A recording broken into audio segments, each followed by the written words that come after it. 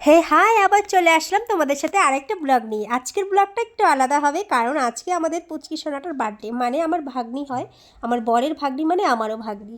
তো যাই হোক, আজকেও রান্নাঘরে চলে আসলাম। দুধ, ঘুগনি, পায়েস, পুরি সব কিছু হবে ওর জন্য, শুধু পুরাপুরি ভেজ। কারণ আমার বরের আজকে শনিবার, নিরামিষ খায় একদমই, তাই আমরা পুরোপুরি ভেজভাবে রান্নাটা করছি। তো চলো রান্নাঘরে ঢুকিয়ে আমি প্রথমে পায়েসটা বসিয়ে দিলাম।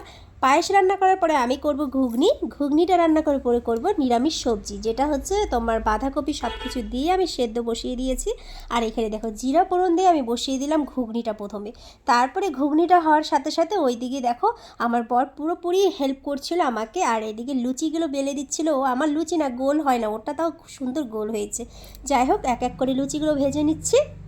সব রান্না কমপ্লিট আমার প্রায় পুরোপুরি কমপ্লিট হয়ে গেছে। চলো তাহলে গোছানো যাক। এখন সুন্দর করে গুছিয়ে নিয়েছে এই যে আমি, দেখছো।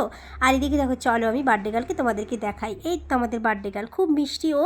আর ও খুব ভালো, জানো, ও খুব ভালো মনের একটা মানুষ, মানে খুব ভালো মানুষের মনা বলা চলে।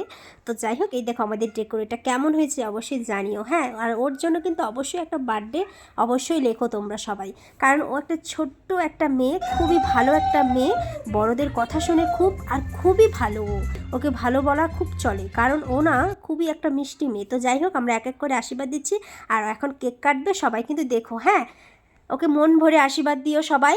আর ও যেন বড় হয় আর খুব পড়াশোনা খুব ভালো করতে পারে, সকলকে যেন ভালোবাসে। চলো তাহলে সবাই আমরা এখন বার্থডে এনজয় করি। তো দেখা হচ্ছে নেক্সট ভিডিও। বাই, সবাই ভালো থেকো, টাটা।